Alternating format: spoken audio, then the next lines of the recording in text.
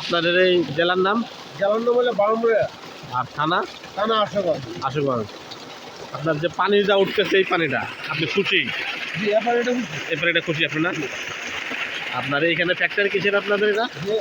লাইটের ভিত্তি, লাইটের ফ্যাক্টরি না? লাইটের ভিত্তি।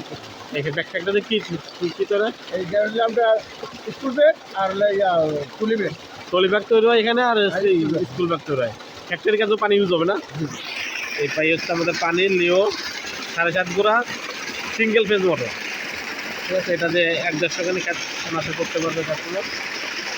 পানির ফলোটা